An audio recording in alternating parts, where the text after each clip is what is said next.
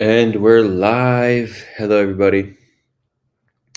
I just realized that I scheduled this for 10 p.m. PST instead of 10 a.m. PST, so I'm 12 hours early. Although this was the time I intended to start it, so I started it now, but I think it might take a few minutes for people to join in because they did not know we'll be streaming. If you're watching this after the fact, I guess it doesn't matter too much, but I will ease into this one a bit slowly so people have time to get notified that the stream has begun. It's going to be a nice little casual Q&A, shooting the shit, random topics. Probably more for the goal, not just informative, but more of one of those relaxing streams, which I did for the first time a few weeks ago. Got great reception to that stream. I think now more than ever we need ways to get relaxed, and if I could come here and talk about stuff for an hour and a half in a way that not only informs and inspires people but also relaxes people, then I would say that is a great use of my time. So that's my intention. Interestingly, the last stream that I made with the intention of it being a little bit more calm and relaxing, we ended up talking about dead babies, which I got feedback that interestingly, dead babies is not a relaxing topic. I was surprised to discover that, but duly noted, we won't be talking about dead babies on these relaxing streams. And I have like a new camera setup, which is like, it's actually just an iPhone, but the quality's better. But I don't know if I should be looking straight at the camera. Kind of weird because I like to see the screen, which is here below me in the comments. But I almost feel like it's weird because now I'm looking down the whole time. So as the viewer, what do you think? Where am I meant to be looking? Do I go in between, hey, like looking straight at the viewer, and then looking down at the screen? We'll work out the kinks over time. I've been gone for 2 weeks. Took a spontaneous trip to Costa Rica. Went to Envision Festival, which is this health and wellness festival. It's pretty cool. Costa Rica is awesome. It was my first time there. It's pretty damn hot. I mean, primarily because it's so humid, so you're just sweating all day. And we got this Airbnb, this little jungle Airbnb, no AC, so just fans, which I guess is part of the cultural experience. But yeah, I had an amazing time there, but definitely you're dealing with just being in the heat for days on end, which living in Israel for so long, being in the military, going to Burning Man, I've dealt with it, but that's definitely something I wasn't quite expecting before going there. Saw some monkeys, saw a giant spider, toucans, lots of awesome wildlife there. Didn't get to see a sloth. I was bummed about that. I wanted to.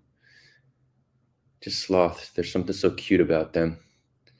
But they don't come down from the trees too often. Supposedly they live high up in the tree and they come down like once a week to take a shit. Which is interesting because why can't they just shit from up in the tree? Like, why do they need to come down? Is it like disrespectful to just drop it from so high? I don't know. I would think, when they come down low is when they're endangering themselves. So why even come down? Just let it go from up top. So it's interesting. If we have any zoologists or evolutionary biologists in the as the viewers, let us know. Let us know why they do that. Interestingly, the last live stream I did, that was just random topics. I put in the title Israel Palestine Q&A, shooting the shit, updates, and more, and it got demonetized because you can't have any curse word in the title. So no more shooting the shit in the title. But you live and you learn. I don't know. I'm not doing this for the money anyways, but it is fun to get to see the revenue build up over time.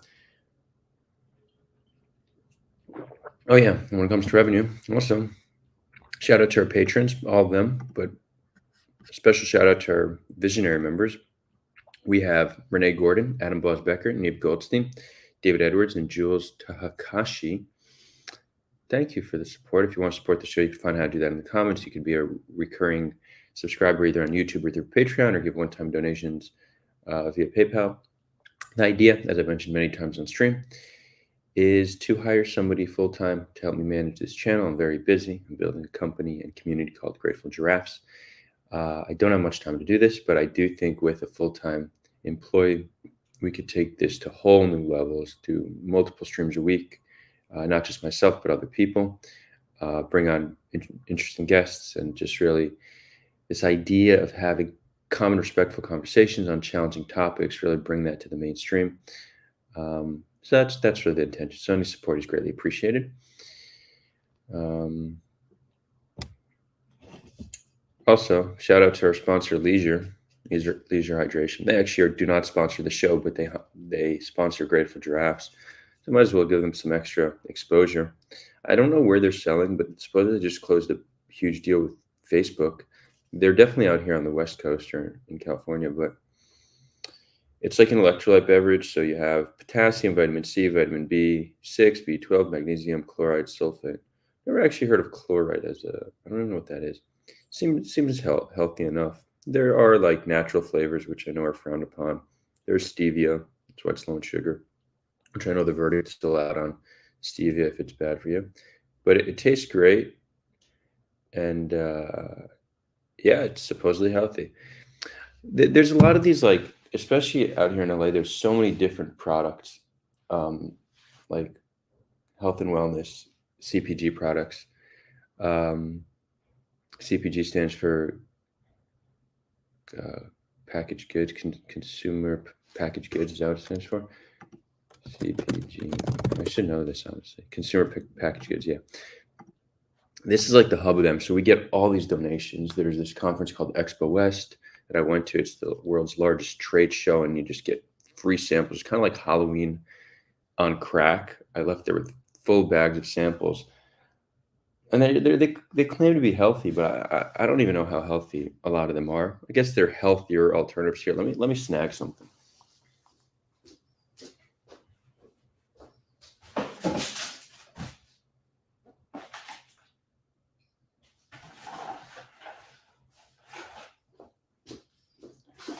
Here's another one.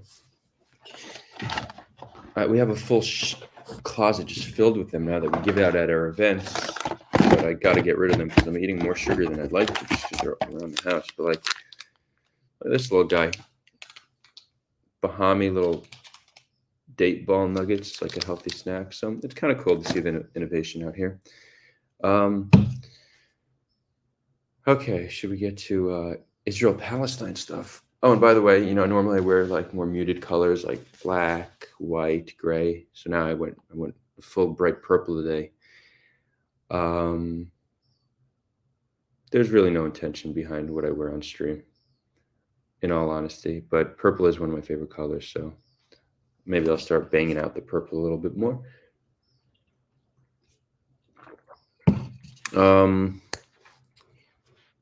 Feel free to ask questions. This will be a Q&A. We'll prioritize super chats. It doesn't need to be exclusive to Israel, Palestine. I do think a lot of people could use a break from that topic. But happy to talk about anything. Actually, supposedly, so this morning we got notice that Destiny mentioned Sulha on stream. That was kind of cool. I've reached out to him a few times to have a convo. He hasn't responded, but he did mention us on stream, so that was kind of cool. I think he was just reading off a comment that somebody else wrote. Who watched that debate? The one on Lex Friedman. Benny Morris, Destiny, Norm Finkelstein, and what was that fourth guy's name? I forgot his name, but he was actually interesting. I liked his approach to things. He seemed balanced. I didn't watch the full debate. I only watched an hour and a half. I even considered doing like a live streaming that debate and doing a review, but it's 4.5 hours, so that would just make it like a 6 to 8 hour stream. I just don't. I can't do that, Nor do I think anybody would want to watch that long of a stream. I'll get through it. But it seems like I was seeing clips from it posted on Twitter, and a lot of people were posting clips of Norman Finkelstein just calling Destiny names. Like, what do you say? He said, "You're a fantastic imbecile," or something like that, which is just a hilarious comment. But I mean, that's an ad hominem, right? That's not getting Destiny on anything of substance. It's just personally attacking him, which is not a great sign. And then I did see clips of the clips I saw showing Destiny in good light were not him making fun of Norm, but more so him calling Norm out on points to which he couldn't respond. So, just based on that alone, you could kind of conclude it seems like the pro-Israel side did better in that debate, just based on the clips I saw, because I didn't see Benny Morris or Destiny get like caught on any remark they made something of substance. It was more so ad hominems, but at the same time, I'll watch the whole thing and give a review. And generally, just based on that hour and a half that I did watch, it's quite typical of a lot of these Israel-Palestine debates that both sides are speaking a certain truth while refusing to recognize the truth of the other. So they're both making good and very valid points, but leaving out convenient points that can weaken the pro-Israel or pro-Palestine stance, depending on, what side of the debate you're on. And that's just true with debates across the board, and it's really the challenge with debates. You go into a debate wanting to defend your side, but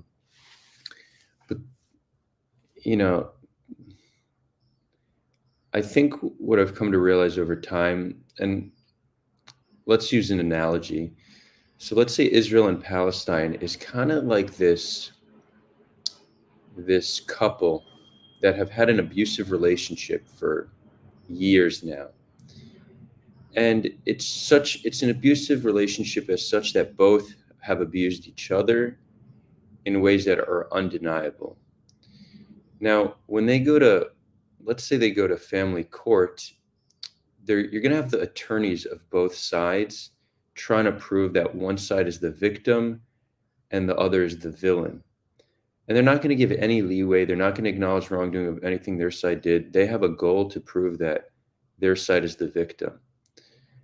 As opposed to if they would go to family mediation, right? A mediator wouldn't take that approach. A mediator would look at it more objectively and really recognize where both sides have gone wrong and try to get these sides to acknowledge what they've done wrong for the sake of moving forward towards common ground.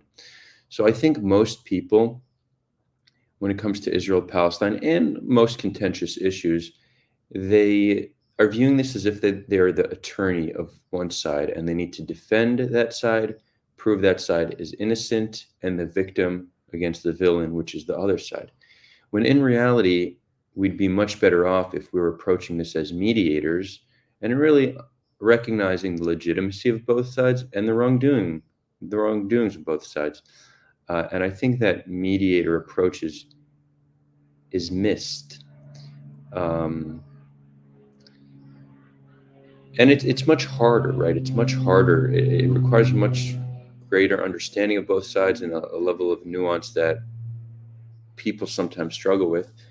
And even at times when I find myself in debates on the topic, I find it sometimes hard to, because again, I'm debating one side. It's hard for me to be fully fair if my intention is to debate one side. I have been on modern day debates a few times. I don't know if any of y'all watched that, but that was interesting because I was on the pro-Israel side and people in the comments said that I wasn't nearly pro-Israel enough, which I actually view that as essentially a success, because I really want to take this mediator approach, and maybe for that reason I'm not the optimal debater for either side, because I'm not gonna be that lawyer. I'm not gonna be that attorney. And interestingly, modern day debates is invited me back on again now for a solo stream. So when you're new to modern day debates, they bring you on for a 2v2 just to test you. So I've been promoted, yay, woo. Interestingly, so they asked me if I have an opponent. So my intention now is to actually take the pro-Palestine side, just really throw a wrench in it. And I would like it to be against Joseph Cohen. He showed interest. So I actually messaged him yesterday to see if he's still interested. So hopefully we have another session on modern day debates. This time will be on the pro-Israel side.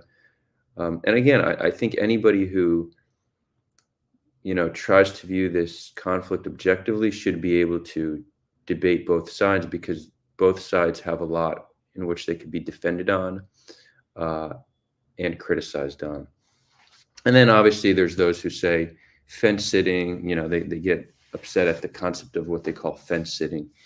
And these are generally people who they obviously they have a very like one-sided approach to it, and they view fence sitters as potentially an easy target, um, someone who through a little bit of pressure can get them to join their side because they're not on the other side. So it seems like fence sitters are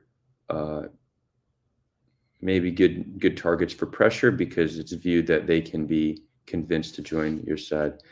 Yeah, just some thoughts on that. And again, I think all humans, all open-minded humans are constantly changing their opinion from year to year, from day to day. Can I see a situation where in some time I'm more pro one side and against the other side? I'd say it's possible, but I'm not sure I'll ever quite be that person who explains the conflict in terms of good versus bad, right versus wrong. It doesn't seem like I'll ever get there, and I think that's a good thing. Anyways, so people are saying Finkelstein embarrassed himself. Yeah, I'm seeing that. Callistos is asking, is Finkelstein an Israeli citizen? No, he's an American citizen.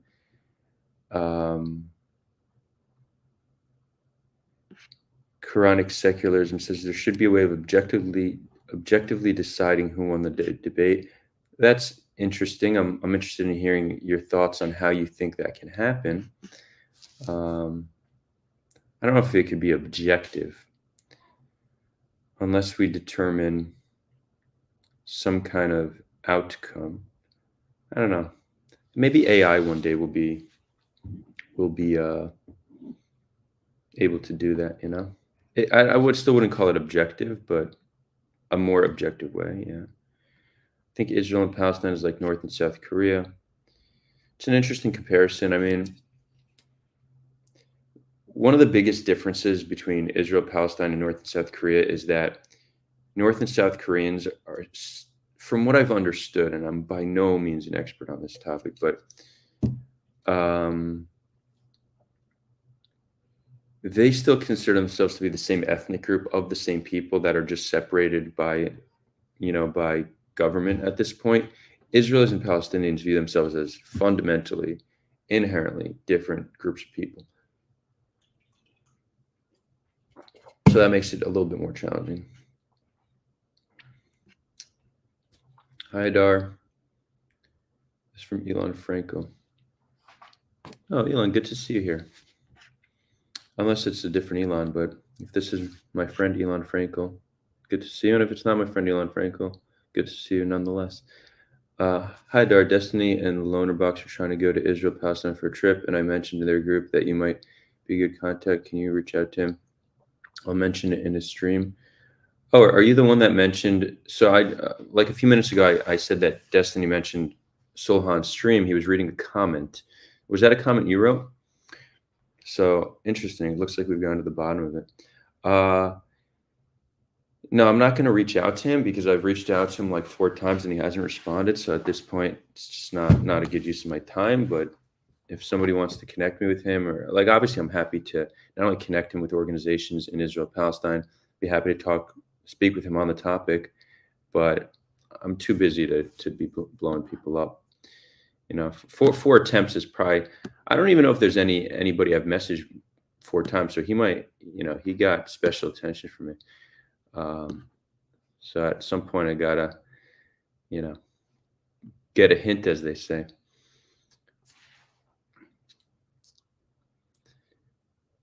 Modern day debates. Pro-Israel is not the same as pro-Zionist. Callistos is saying.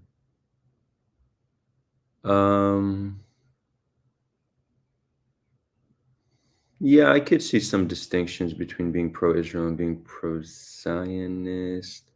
I mean, I'm interested in hearing how you would distinguish these two. Zionism being a political ideology that Jews deserve a sovereignty on their ancestral homeland. That sovereignty is Israel. Yeah, I could see some distinctions, but I don't know if in any practical sense that a distinction is needed. So you could say, yeah, I support Israel's right to exist, but as a non-Jewish state. Okay, so that's anti-Zionist, pro-Israel in that regard. But that's a very rare perspective, right? Most people who they want Israel to not be Israel. They want it to be a new entity. Modern day debate should make Jews argue the Hamas side and vice versa to make things interesting. Yeah, that would be interesting. Oh, so interestingly, after I did the Hamas charter review, I got 2 emails from people that wanted to come on stream to make the case for Hamas, which I found interesting. I will have at least one of them on. I do want to wait. I'll tell you why I want to wait. So right now, a lot of people think Hamas is on the verge of being defeated. I don't share that opinion. I personally think that, like, if I were to have to guess, I think when all is said and done, Hamas will still exist, and they very well may still be in power. And if not, they'll have the ability to maintain some kind of insurgency in Gaza. Again, would it be better if they're just defeated and gone? Yeah, for sure. But realistically, I'm not so confident that's going to be the case. If they are not defeated, if Israel tried everything in their power to defeat them, and here they are, still in power, tens of thousands of civilians dead civilians later, we need to start coming to terms with the fact that maybe we don't defeat them militarily, but we find a way to work with them. And I know this sounds like a radical idea. People are instantly triggered by the idea that they could be worked with. But I think we look at history, we see a lot of terrorist organizations who have been normalized, who have become legitimate governments. We've seen their ideology change a little bit the past few decades. We've seen them try to modernize. Again, this is not a defense for them or their actions, simply trying to understand what options do we have available to us. And we very well may, if they cannot be defeated militarily, and I'm not confident they will be, we need to start looking at other means to work with them, because they're not only the most popular political party amongst Palestinians, they're the ruling party of over 2 million Palestinians. So I think these guys that reached out wanting to make the case, they have an insight on Hamas and their ideology, or at least they claim. So I'd be interested in understanding more about their perspective and how they think Hamas can be worked with if needed. So that's that. And so why am I waiting? Because if they really are on the verge of collapse, then it's an irrelevant conversation. So I do want to wait to see, because I might be wrong in my assumption, and maybe they'll be defeated very soon. And that's not a relevant conversation. So I'm going to wait. Chronic Secularism asks, I wonder what I have to do to get on modern day debates. Well, it really all depends on the topic. They sometimes do topics just for entertainment purposes. So they do a lot of flat earth discussion. And I know you personally support slavery, which I think is a pretty novel belief these days. So if you reach out to them and say you want to make the case for slavery, honestly, I think they might take you up on that. And for those interested, we did have Chronic Secularism on for a conversation a little over a year ago, and she made the case for slavery.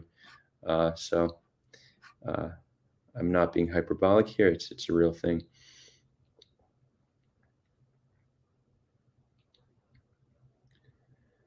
Jewish ANCAP says, "What is the truth about the humanitarian aid? Israel claims the problem is distribution in Gaza, and news outlets say it's Israel blocking aid. Which is the truth?" I haven't looked at this deeply, but from what I understood, there is a distribution issue um, that either Hamas, other militant groups, or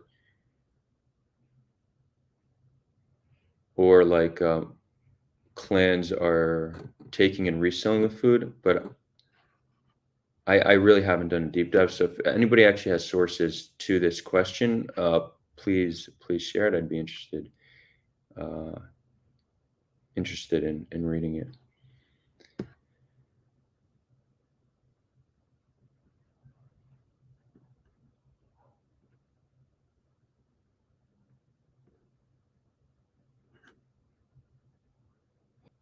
Elon Elon is saying, did I Twitter DM? Yeah, I DM'd him on Twitter for my account, so that's at Adar Weinreb. Um, and I emailed him months ago, but yeah, I did I did DM him on Twitter. Cool. I like how the stream picked up. We got a nice 50 plus people here right now. Cool. Whoa, majority are on Twitter. Interesting. I wonder if I'll call it Twitter forever, if I'll ever start saying X. I don't know. X is a dumb name. It's just a dumb name. So this is my rebellion against it. So we have never had a situation where more than half the viewers are on Twitter. I wonder why.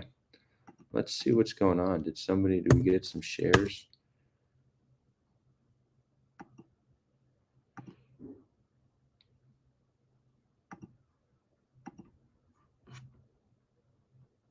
No? Okay. Well, hey, Twitter viewers. Good to see y'all here.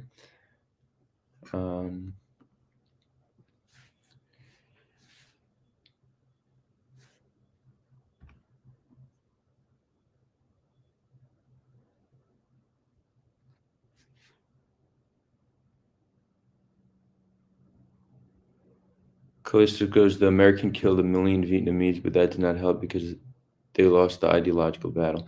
Yeah, there's certain instances where it doesn't really matter how many people you kill.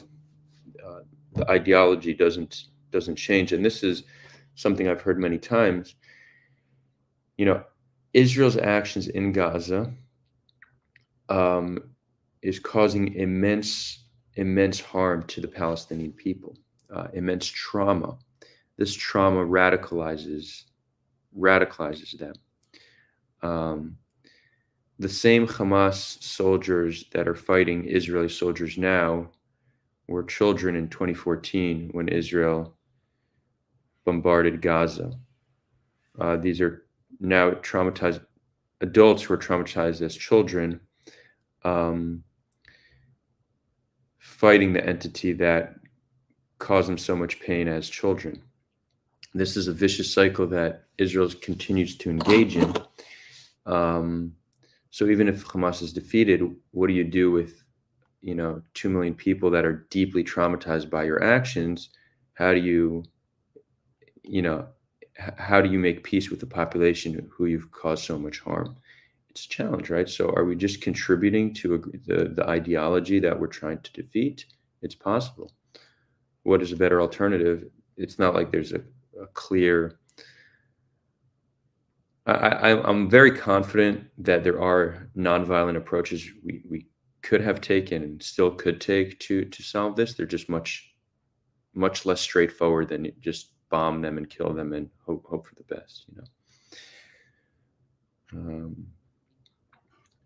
Cool. Chronic Secularism says, thanks for the suggestion, Adar. Yeah, good luck with that. Let's see if they have you on for a debate on slavery.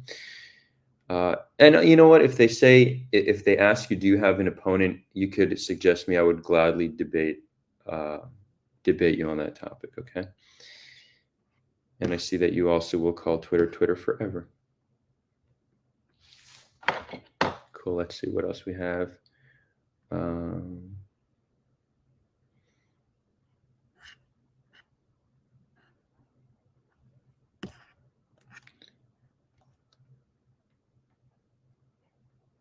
Yeah, so in terms of streams we're going to have coming up,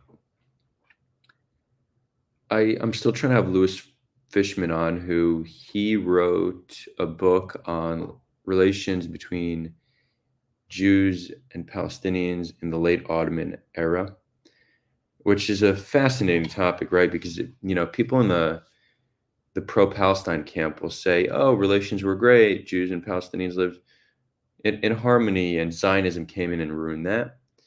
And then the other side will say, Jews were dhimmis, we were second-class citizens, we were oppressed. Zionism essentially liberated us. I have a feeling it's probably somewhere in between both these notions. But Lewis is an expert on the topic, so I'm excited to hear his views. We were meant to have him right before I flew to Costa Rica. I had to cancel for the Costa Rica trip, but he actually didn't respond to my last. I might have blown it by canceling on him, but I will try him again. So that's one.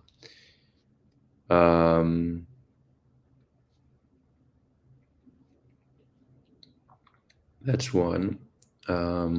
Two, someone reached out saying they're ethnically Jewish, but converted to Islam. They want to come on a stream. So that's another interesting conversation. We had somebody who was Muslim and converted to Judaism on stream a few months ago. So this is the inverse of that. So we could do that. And then these pro-Hamas people that reached out, we'll have them on. Or Khalamish goes, IDF soldiers are the people who were traumatized by the Second Intifada. Yeah, for sure. One of the reasons why Israel is more radical today than ever before is because of constant terror and just the lack of hope in any viable solution. So without a doubt, it's a little bit different because,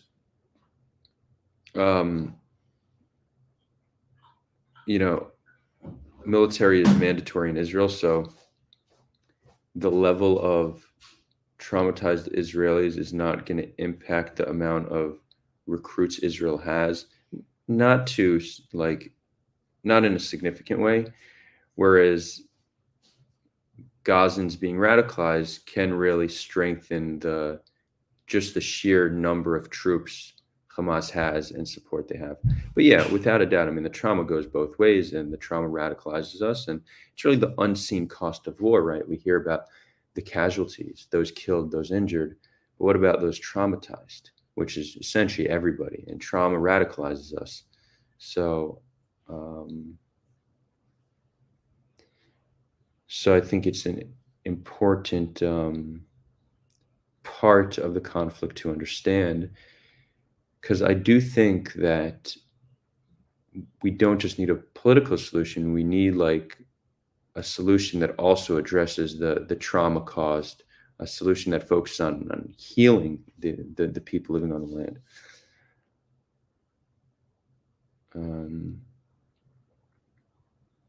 Or says both can claim to be traumatized. It is a weak argument for both sides. I don't know if this is an argument, though. Trauma. Do people use trauma as an argument? At least the way it's being used now, it's not as an argument. It's more so to have a greater understanding of the challenges we face before us. If we want to understand Israel-Palestine and the sentiment of the people and what drives it, trauma is an essential part of that picture. So it can't just be, it shouldn't be avoided altogether. It's not an argument. It's just to better understand the conflict.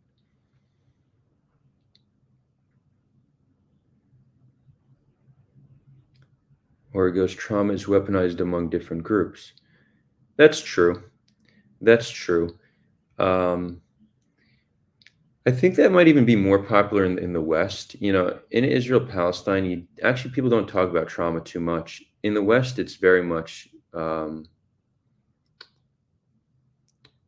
part of one's identity. It's kind of like oppression, how people make oppression part of their identity. Um, and in many circles, the legitimacy of your words depends on how oppressed you are deemed.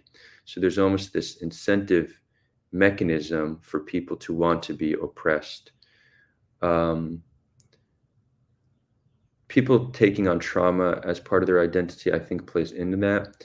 But I do notice, I noticed that out here, since for those who don't know, I spent the last 14 years of my life in Tel Aviv, Israel.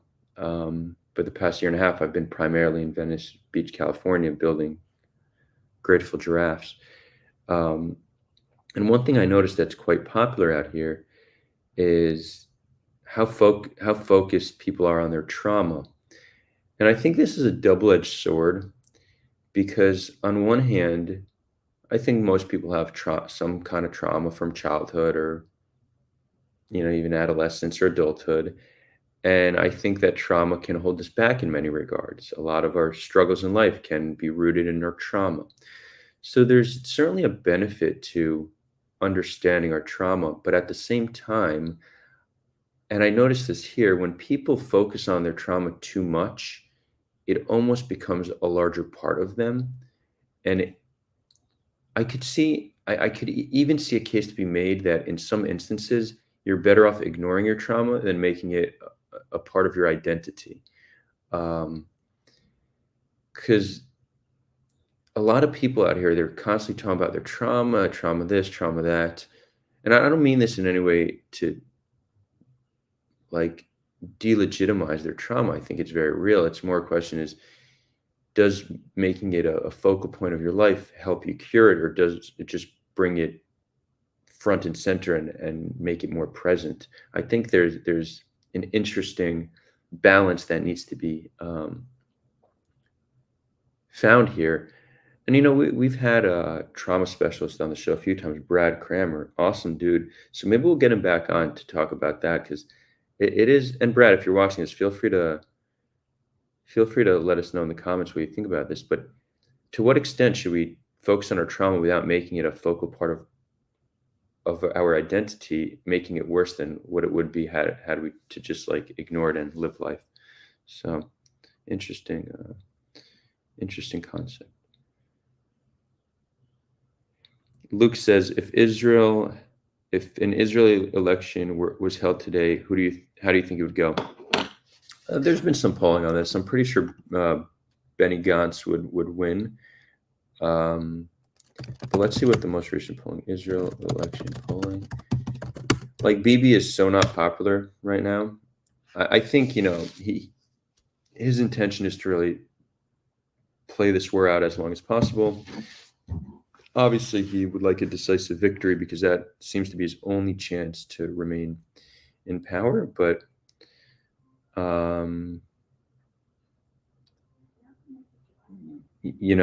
like right now, if there were elections, and it's possible no matter what Bibi does that he's done, but I don't think he's giving up so easily. He doesn't want this to be his legacy. So new poll, this is from February 12th, so just over a month ago. New poll shows anti-Netanyahu bloc with 75 seats. 75 seats is a lot. You need, what do you need, 61? Correct me if I'm mistaken. I believe you need 61 to form a government. So 75 is a solid majority. So I'll read this real quick. The latest national poll by Channel 12 News Sunday indicated that the current opposition, along with Benny Gantz's National Unity Party, could secure 75 of the Knesset's 120 seats if elections were held today, with the bloc loyal to Prime Minister Benjamin Netanyahu far behind at 45. Yeah, so not looking good for Bibi. Which again, we don't know what good will come out of these. I guess it's been 6 months now of bloodshed, but I think one good that we could almost certainly guarantee is the end of Bibi's reign of power. So at least that, and hopefully not just that. Hopefully we the status quo is changed for the better for both people when all is said and done. But I can't say that will happen with a high degree of certainty.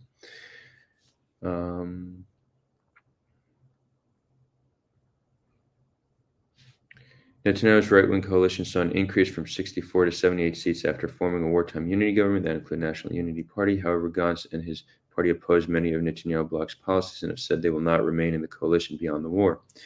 The poll projects Gantz's party win with 37 seats, while Netanyahu's Likud party is only at 18 seats. Wow. I wonder when the last time they were as low as 18 seats.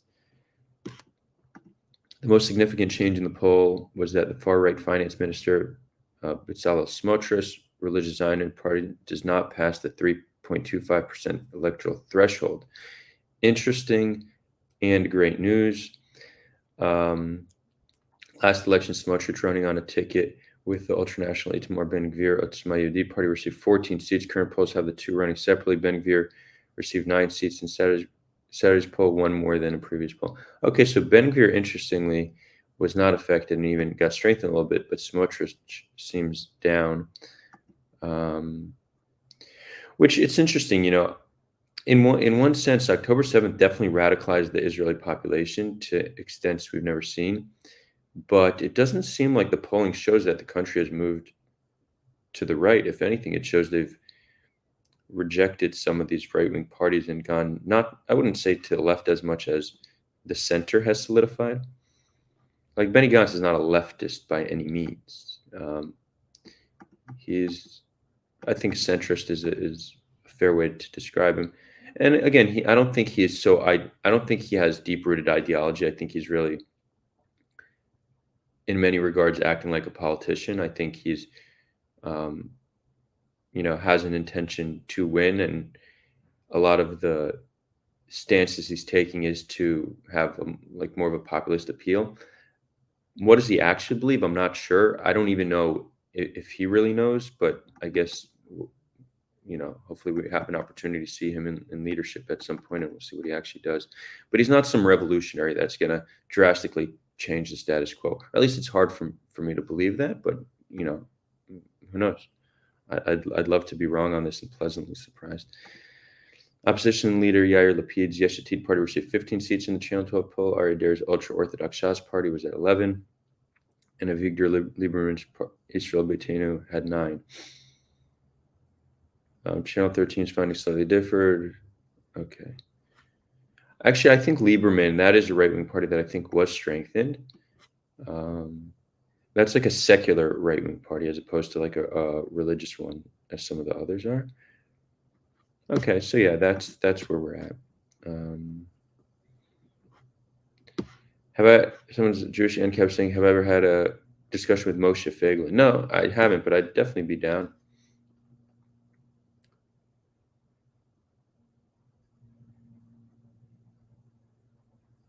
Garefoot says radicalization is caused by trauma, but also by other things such as the ideological environment of the person giving sense to the trauma. One can't avoid one of these two factors. Yeah, I agree.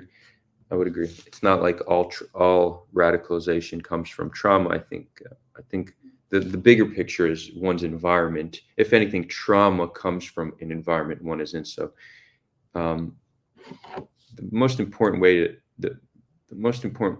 to understand and change human outcome is to understand the environment in which this human is living. We are inseparable from the environment we are raised in.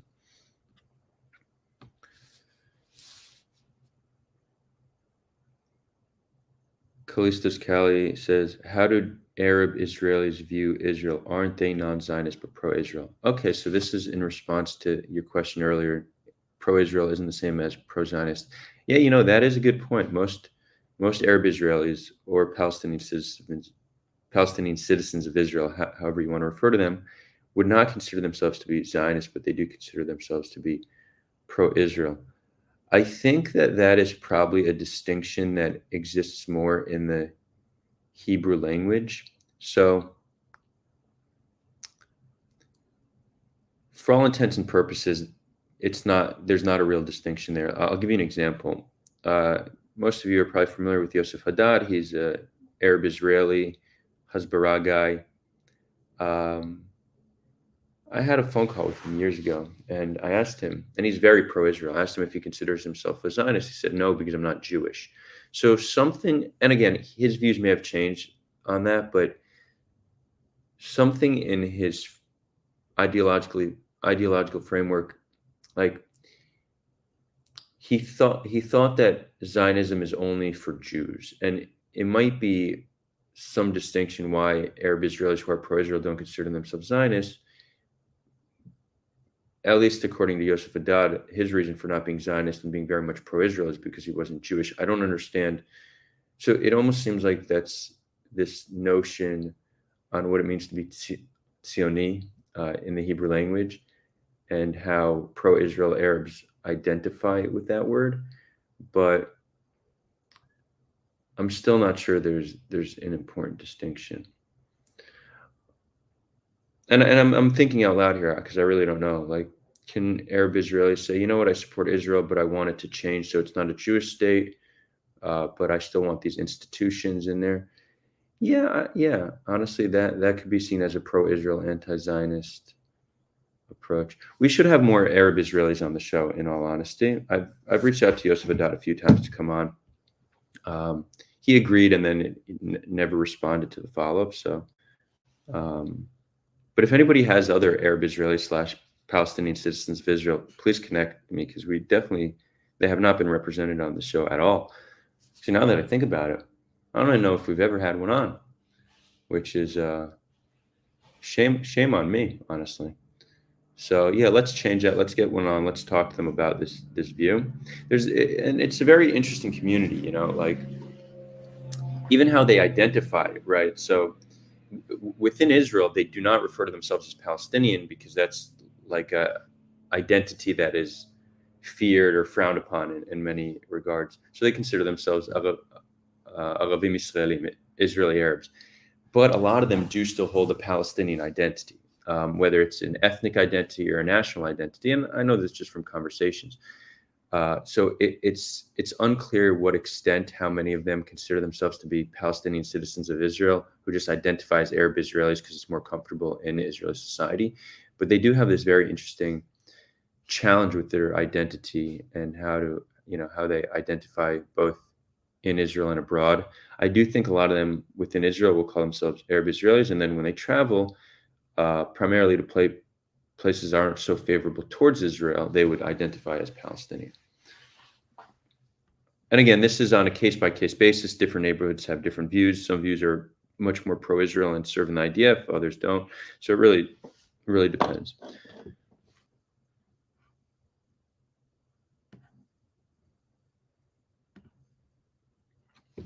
I think Jewish ANCAP goes, I think debate on international law in Israel would be great. I know that Eugene Kontrovich and other pushback against all claims that Israel is violating international law. Yeah, if you have two people to recommend for that debate, I'd be happy to do it. That's definitely not an area of my own expertise. What I do know is that there's generally a consensus that Israel is violating international law, at least with settlement expansion. And it seems like Israel's international lawyers disagree, but that, okay, cool. Israel disagreeing with that to me, is not a source of truth. I'm more interested in at least in this regard, what the international community thinks on the matter. But definitely would be interested in having that conversation if we have people who can debate it. Are there general differences between Ben-Gvir voter and a Smotrich voter? You know what? That's an interesting question. I don't know. Let's see what do y'all think about that? Are there general differences between a Ben-Gvir voter and a Smotrich voter? Let's see. Actually, let's see what ChatGPT says. Is there a general difference between a Smotrich vote?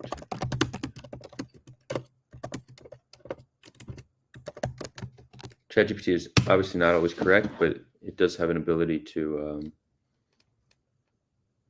give some substance.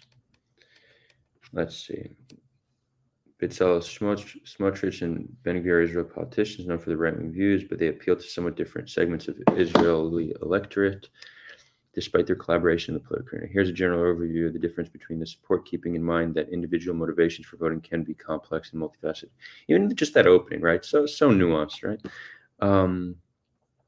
So Smotrich, religious Zionism party, is the leader of the Religious Zionist Party, which combines religious Zionist ideology with nationalist views.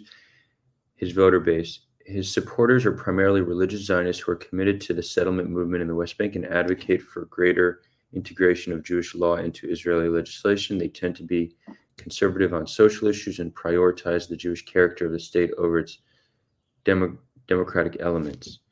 When Ben-Gvir, his supporters are generally more hardline and may include those who are ultra-nationalists and or have strong stance against the Arab population in Israel. While there is certainly overlap with Smotrich's views in terms of importance of Jewish identity and sovereignty over the West Bank, Ben-Gvir's base is seen as more radical in their views on security and defense issues, and they may be more willing to support controversial measures to enhance Jewish presence and authority in all parts of Israel.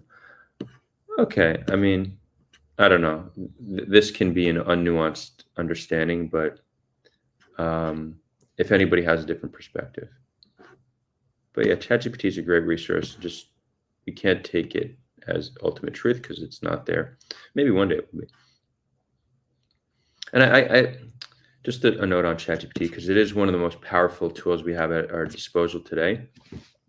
There's certain areas where it's going to be good almost in any regard. So for example, let's say I take an article and say, can you summarize this article with key points? You could trust that it's going to do that at a very high level. But if you ask it like its opinion on a topic, it's really pulling from either the internet or a database that was fed to it. That information has its own bias in it, so it's not always going to reach the right conclusion. Like I think on health and wellness trends, it's often not the best informed, but it's much faster than a Google search, right? So like how we evolved from needing to go to a library and take an encyclopedia and research something, or just reading on topics in general, to be able to search it and find it within minutes on Google. And now it's, I don't do Google search much because ChatGPT can break down opinions and perspectives, instantly. So it's been cool to see this evolution in our ability to access knowledge.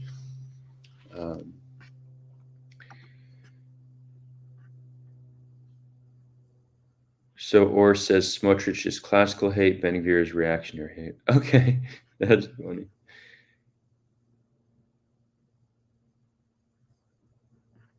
Could AI create a constitution for both Israel and Palestine? Yeah, for sure. It's great at stuff like that. If you want document writing, business plans, even poetry, it does good poetry. Its jokes are a little bit weird. Like it doesn't always tell good jokes. Like I once did this thing. Hold on. Let me share my screen real quick.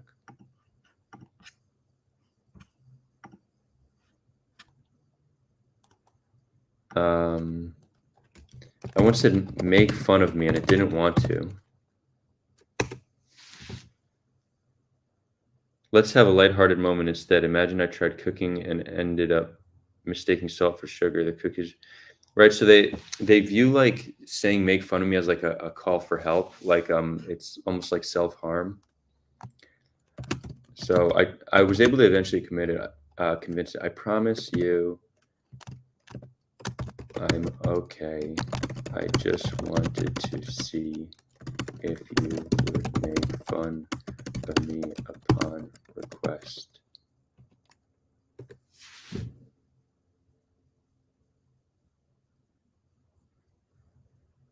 Yeah, so it's refusing. I appreciate your reassurance. Oh, I didn't share this on my screen yet. Sorry. Appreciate your reassurance. I'm here to ensure our interactions are positive and supportive. Can you make fun of me in a supportive way? How about this? Imagine you're a superhero who just discovered their power. Every time you try to sneak quietly, your footsteps sounds like a jazz band tuning up. It's hard to be in communion when your arrival is announced. Okay, this is annoying. But eventually I did get it. It told the joke. It made a joke, said, why did the chicken cross the road?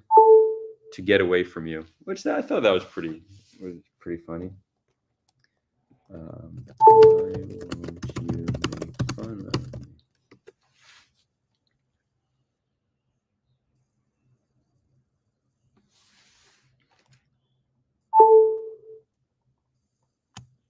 It would make me happy if you made fun of me. All right, I'll aim for a playful, lighthearted tease. Let's say you're the kind of person who'd use GPS to navigate your way out of a paper bag. It's not that you don't have great sense of direction, it's just that you prefer to take scenic route through life, right? Even in the most straightforward situations, you find a way to make things an adventure, turning even a trip to the living room into an expedition. It's all about enjoying the journey, not the destination, especially when it involves a couple extra loops around the kitchen island for good measure. Keep exploring, intrepid navigator. Your zest for scenic route is what makes life interesting. Right. So, I mean, it's still showing a level of creativity that it doesn't want to make fun of me. So it does like a lighthearted tease. I don't know. I don't know why I went in that direction, but I remember that being something that it would refuse to do, and eventually I was able to convince it. Anyways, that was quite the ADHD digression there, huh? Dan in Israel goes, I know a Druze person who is very pro-Israel. Yeah, Druze in general are very. Hold on, my computer's bugging out right now. Druze in general are very pro-Israel. If anything, the party they are most likely to vote for is Lieberman, which is like a right-wing secular nationalist party. So the Druze are one of Israel's more right-wing populations.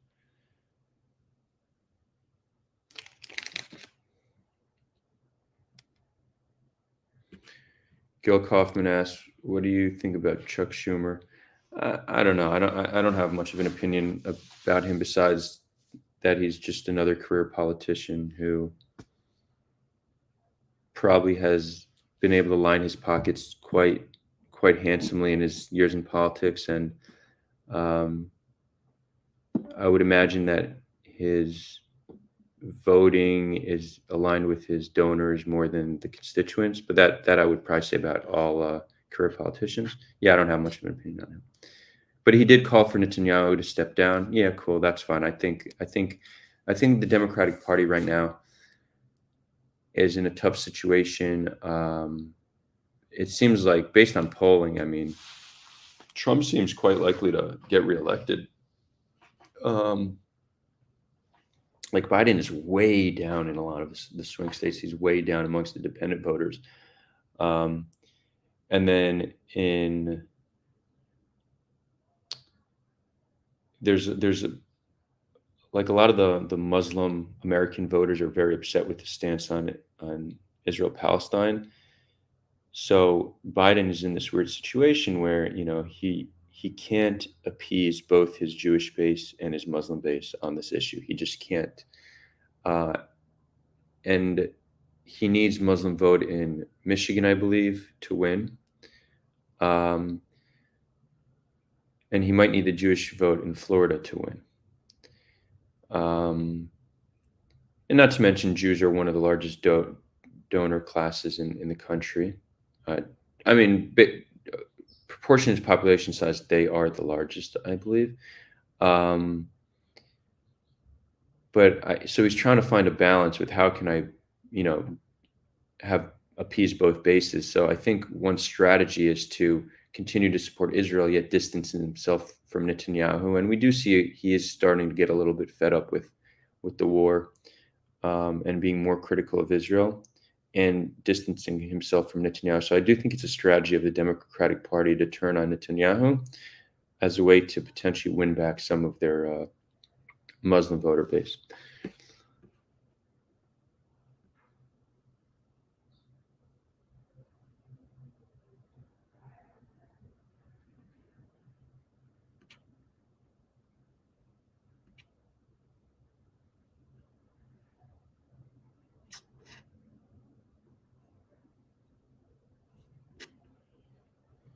Muhammad says, ask it to draft a constitutional amendment to make Sharia the supreme law of the United States of America.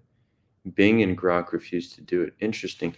Yeah, I don't know why they put so many safeguards up. Like, I get it. It's a tool that has potential to be dangerous. Like not wanting to make fun of me, they view it as a form of like self harm or. But we have a similar situation where now with censorship, like this tool is becoming so powerful, and it's being censored by those who control it. Which again, if not them, then who? Right? The government. I don't know if the government should be the ones who censor it.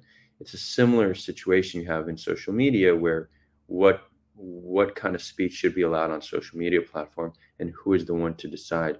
But these AI tools do have a political correctness to them that I think, even at this early stage, is a little excessive, right? For Grok to refuse to write a draft a constitutional amendment to make Sharia the supreme law of the United States, like why?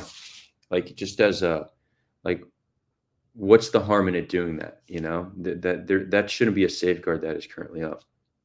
Um, and this exists on even there's some like things that like ChatGPT I do think has a pro-Israel bias. Like I've asked it to give me lists of lies Israel has told, and at first it refused. Eventually it gave it to me. I had to reword it, but like it said, this is a complex issue. You should Google search or something like that, or you should do your research. Like we all can already start to see some kind of political bias and ideological bias built into these AIs, and it's unfortunate.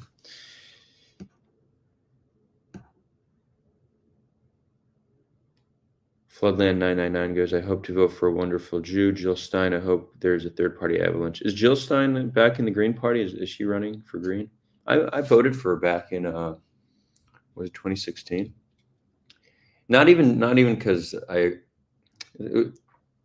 generally vote third party in the general election, less for ideological reasons. I normally vote for the third party that's closest, that is most popular, because I think the two-party duopoly is such a disaster. And if a third party gets over 5% of the vote, they then get national funding in the next election. So it's just a strategic vote in order to weaken the two-party system. So I think I did Jill Stein in 2016, and then in 2020, I voted Libertarian, which is in many ways the opposite of the Green Party. Maybe not on social issues. I think they're probably aligned on social issues, but economic issues, they're couldn't be farther apart. What was his name, the guy that ran for Green? Gary something? He's a little bit of a goofball. Gary something, yeah. Alon says, do you think making Arabic mandatory for middle schoolers and high schoolers in Israel could help to move towards peace? Yeah. This is something we've been saying on the stream for years now. I think it's very hard to make peace with people you cannot communicate with. Most Israelis don't speak Arabic. Most Palestinians have very limited Hebrew. If we can speak the same language, it's a great base for communication and cultural connection. So yeah, I think it should be mandatory. Yeah. Gary Johnson, yeah, that's the one. Yeah, he had that blunder. What was it? He was on the news. They asked him about the situation in Aleppo. He said, "What's Aleppo?" That's when it kind of came to light that he didn't have much understanding of foreign policy. Which, to his defense, libertarians don't really care much about that. Most of them are quite isolationist, so foreign policy is not that important to them, at least. Wow, this is fascinating, the viewership we have on Twitter. Let's just not reading the data correctly, but we've never had such a high viewership on Twitter. I wonder why. Interesting. Although the data,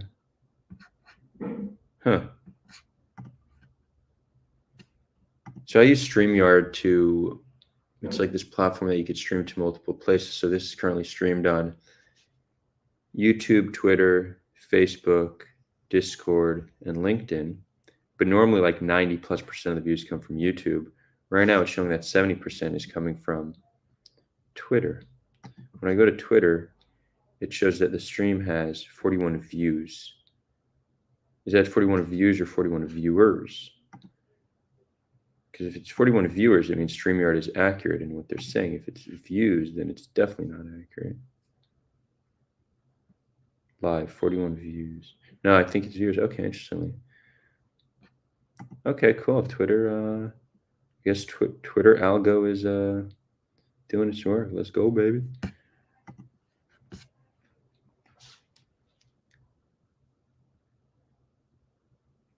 We need critical thinking, says Eugene Dens did not win and yet won many of his policies, movements, work. Vote Jill Stein, vote your conscience.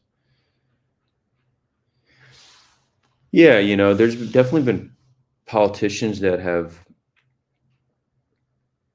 moved the Overton window on policy. So I think Bernie Sanders, his campaign, I was a big Bernie supporter back in the day.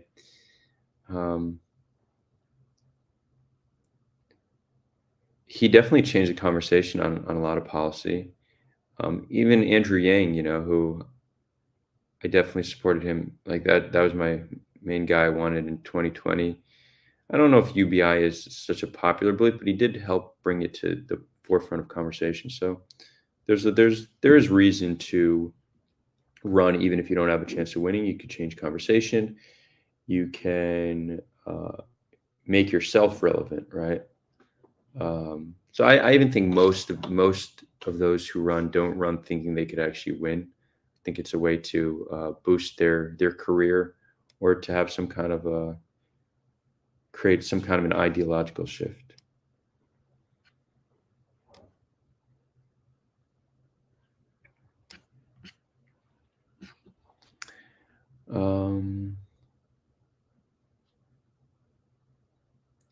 Or says the USA will most likely keep its two-party system due to the federal structure and regional elections. Well, yeah, in order for the two-party system to change, you actually need to repeal one of the amendments. I don't remember which amendment it is, but one of the amendments states that if neither party gets 50% of the electoral vote, then the Congress decides the next president. This is very much an anti-two-party policy, or an anti-multi-party policy. Because if you have many parties that are relevant, then it'll be rare for a party to get more than 50% of the vote. So there's almost this two-party nature built in to the system that would need to be repealed.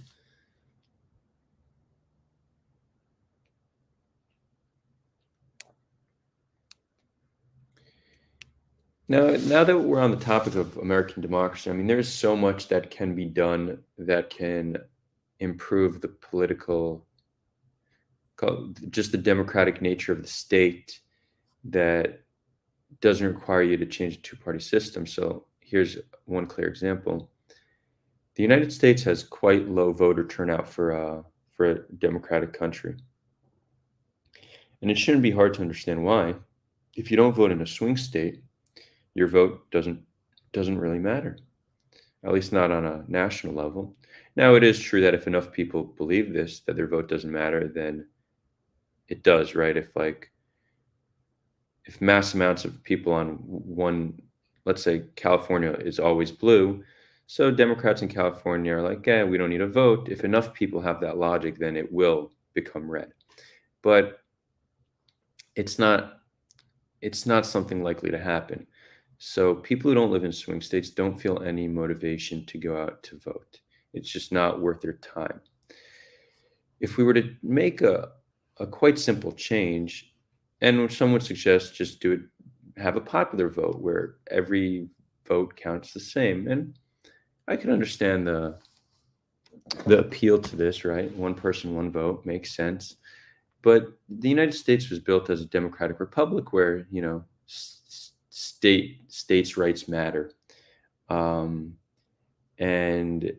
popular vote essentially just gives way too much decision power to the large city centers, which are ideologically different from the smaller states. Well, one solution that doesn't get get rid of the electoral college, but still makes every vote count, is you have a system that's not winner take all. So let's say in California, it's 60% vote for a Democrat. They don't get 100% of the electoral vote. They get, let's say, 60% of the electoral vote, right? So you keep the electoral college, but not have a winner take all system so that no matter what state you're in, swing state or not, your vote matters. I think that's something that seems pretty obvious to change.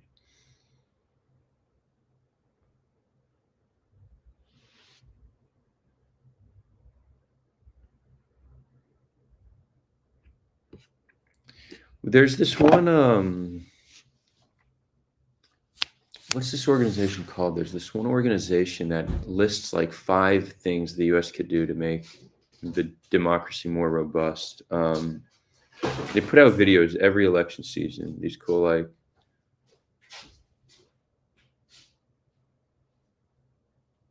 wait, so, or what you're saying is the problem is if you do that, you weaken the interest of the union. Popular vote will accelerate the division. Yeah, so that's I understand the challenge with popular vote, but this not winner takes all system seems to be a solution that solves more problems than it creates. But I am interested in hearing what problem you think it creates. What are they called? Something dot us. Does anybody know this organization I'm talking about? Let's ask ChatGPT. A political movement. The name of a political movement that focuses on transforming the voting system in the US. They release YouTube content about this topic. That might be too general, but let's see what it comes up with.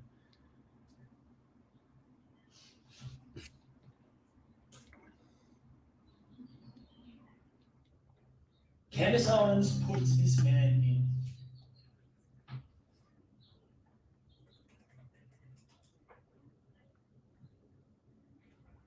Yeah, so that's another one that Andrew Yang actually helped popularize. And I actually think more and more states are doing this. So you do ranked choice voting. So you vote for who you want the most, and then who's second, who's third. So you could have a situation where that strengthens third parties. So if one candidate is very much hated by a lot of people, I think Trump would be maybe a good example of this. Had a lot of love, but a lot of hate. So ranked choice would actually weaken him and strengthen a third party. So a lot of people would say, my first choice is Biden. My second choice is Jill Stein. And then people who support Trump would say, my first choice is Trump. My second choice is Jill Stein, which I don't think in reality that's how it would go. But the system of ranked choice, I think, does strengthen third parties. And that's something I think more and more states have begun to do. Let's see.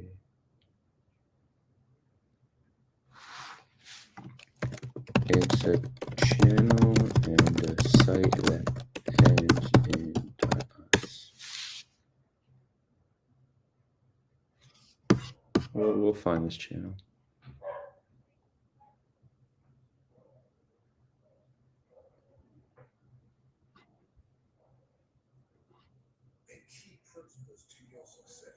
IDF says he killed 100 Hamas in Shifa. Al Jazeera says these are mostly civilians. Any way to know how many of them are women and children?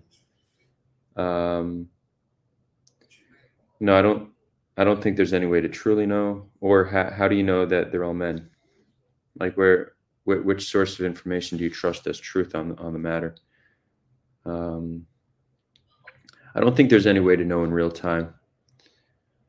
I do think when the dust settles, we will get a list of the name of all those killed, and then we will be able to. Now, the names of all those killed, you still don't know who's a militant or not, but it will give us a general range of the percentage of civilians killed.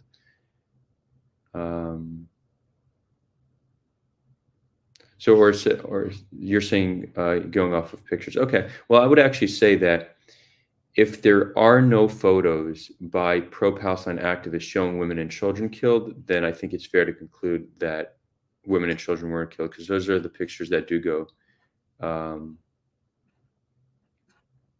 that do go the most viral. So if the only photos we're seeing are men, then I think there's a relatively fair conclusion to be made. But I do think when all is said and done and the dust settles and we do get the list of names, I'm gonna make a guess right now. I think that we will see that over 80% of those killed were civilians, and that the numbers that the Gaza Ministry of Health is currently reporting on in terms of total dead, because again, they don't distinguish between civilians and militants, is actually quite accurate. And I'm making this conclusion just based on past conflicts where the number they reported has been very much in line with human rights organizations and very, very similar to what Israel reports. So I know right now there's a lot of people cast doubt saying, oh, it's the Hamas-controlled Ministry of Health, so we can't trust them. I hear that. I'm just going based on past conflicts where their reporting on the total numbers has been quite accurate. They released the names. These names are in a registry that Israel controls. And the reason I don't think they lie too much is because it wouldn't be so easy for them to lie without being caught in that lie. So in order to maintain credibility, they try to be accurate in their reporting. But time will tell. But I think we're going to see over 80% civilian death toll, and the numbers they're reporting ultimately we'll see are quite accurate. But I guess we'll see.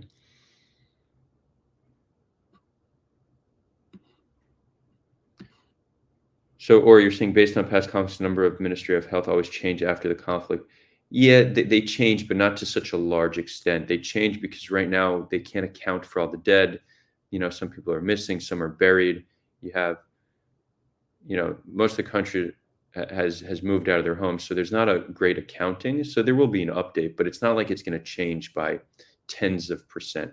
It might change a few percent in any direction.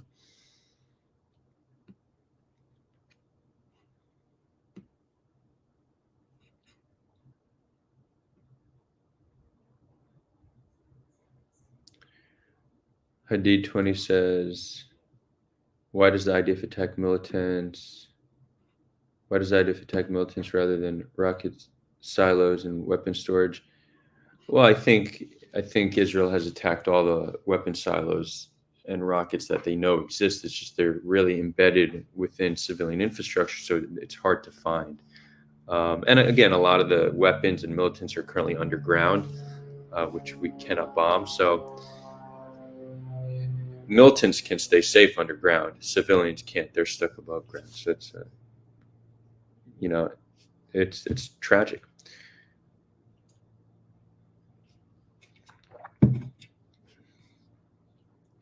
Or if you're saying, for example, 2014, they reported 95 civilians after a year was actually 50. I don't know if they ever reported it was 50. I think 50 is based on Israel's assessment of the situation, which it might be, but I don't know if the Gaza Ministry of Health report on civilian percentages. Do they have a history of doing that? I don't think so.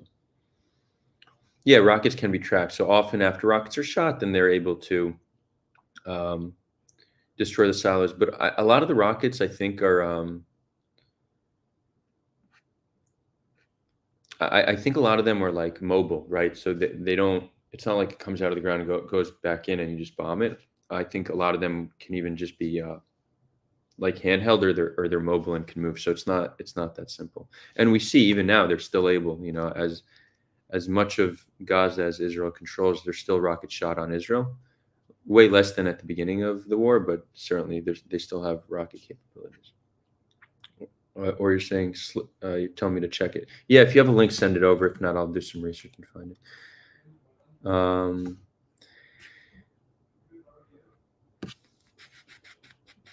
Cool. I think we will wrap it up. Thank you all for joining. We will get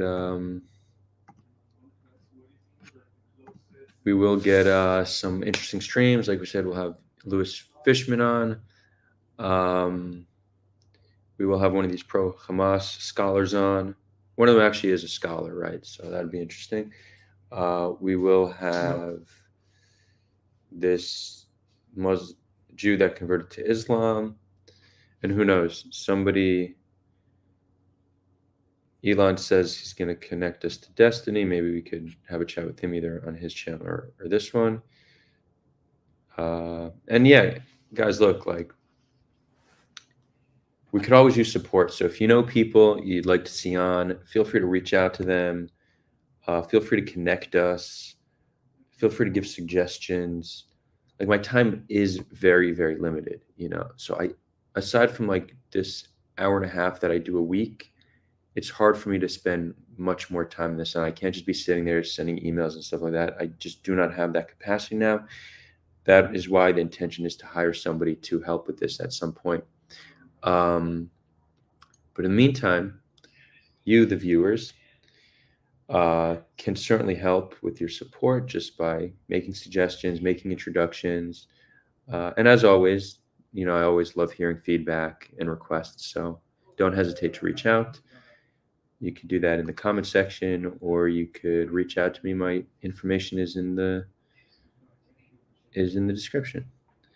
And Social Surrealist says, Adar, make sure you have the right time for a stream. Yes, I scheduled this PM instead of AM, so that is twice in a row where I messed up the times. I will be more attentive for future streams. My apologies. And yeah, thank you all for tuning in. Sending love. Until next time.